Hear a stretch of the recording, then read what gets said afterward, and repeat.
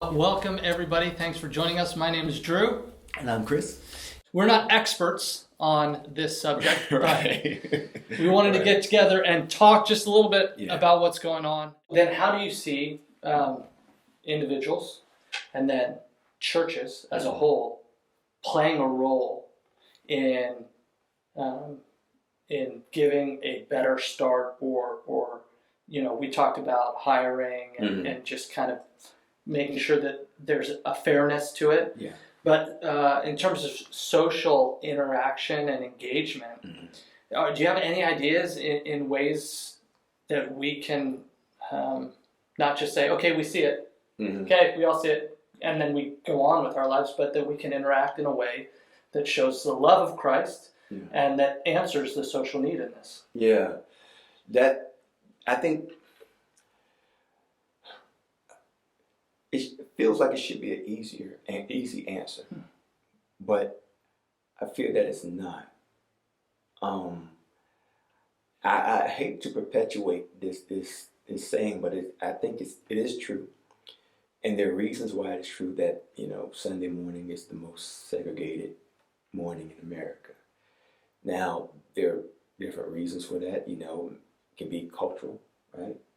Some people just like the worship style. It could just be, community.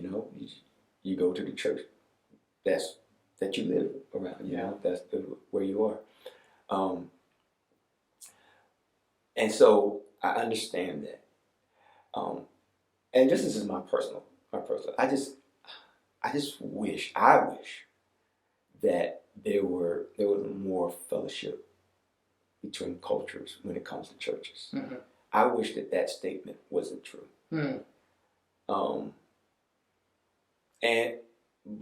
I'm not quite sure I know how to get around that. Maybe that's just my own personal crusade. maybe some people saying, well, that's what it is, and I like it that way.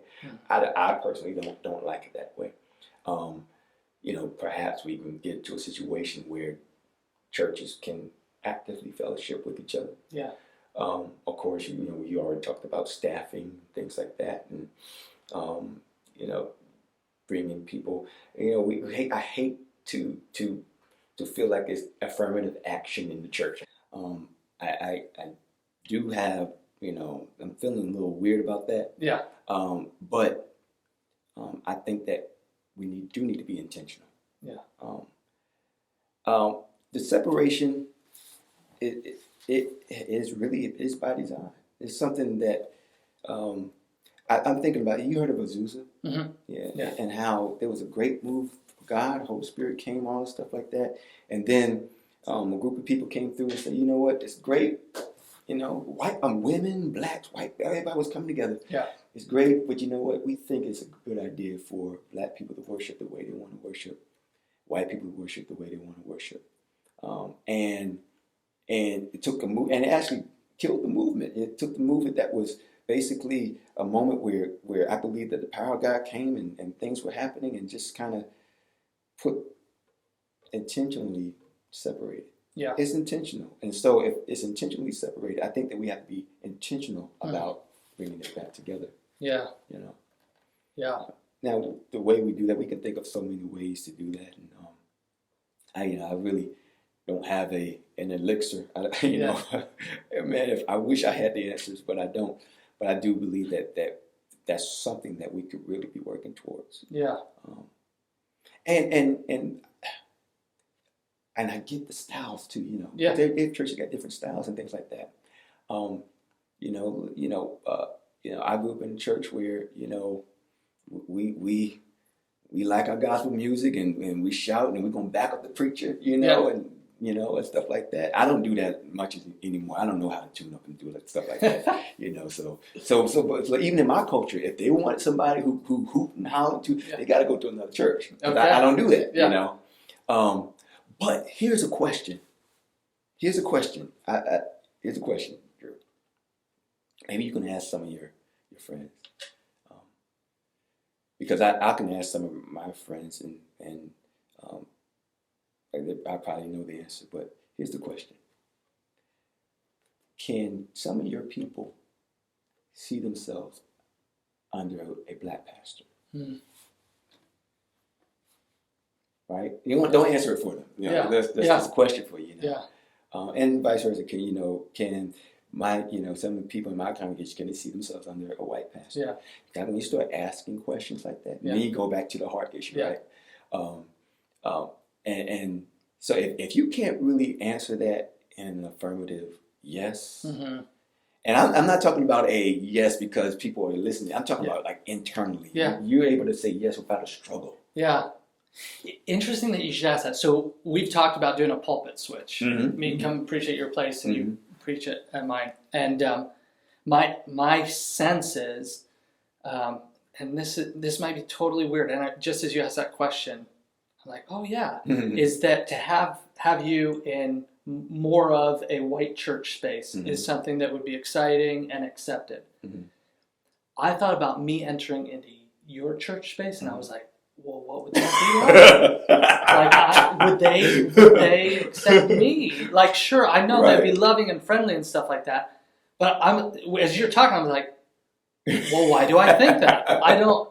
Right. Why is it natural in this case? And maybe it's just familiarity. Maybe it has nothing to do with anything else beside that. Right. And I'm not familiar with your congregation.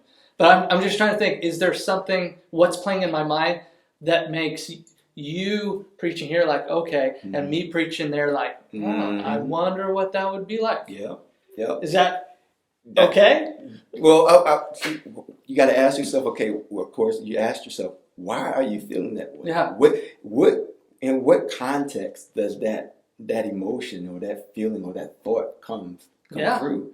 What do you expect to experience when you come to my church? Yeah.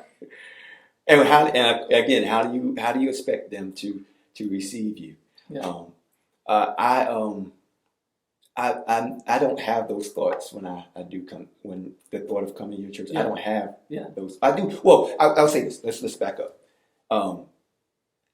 I naturally have a fear of being in front of people. Period. Okay.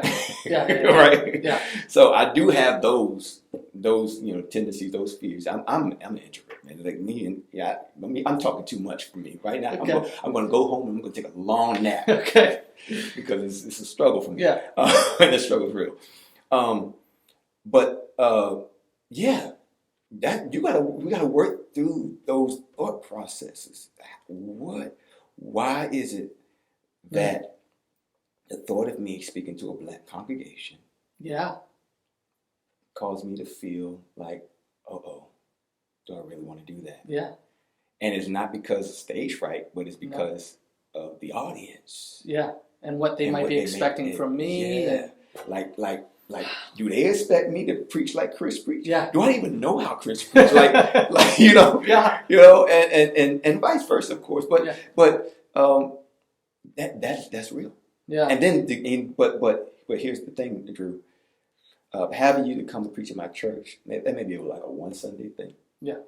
But again, I go to that original question to have me pastor a real life Christian church. Yeah. Right. Like I don't want church. You have the pastor.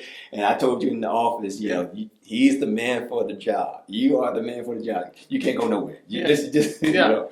But think about that. Wow. Think about that. Like you pastor my church. And I'm going to say this, and I'm going to be real frank here. Because of the minority, we used to be in the minority. Mm-hmm. So it's a little bit easier for us to be led by a white pastor. Wow. Because we're used to being the minority. Mm-hmm. How is that for a white pastor or a white congregant to be under a black pastor? That's one of the things I think about. Yeah. Because as a black pastor, I'm concerned, and I've shared this with you. Maybe now you get into some of our comments. I've shared this with you. My concern is am I loving enough? Am I articulate enough? Am I presenting myself in a way that people who don't look like me will still want to follow me?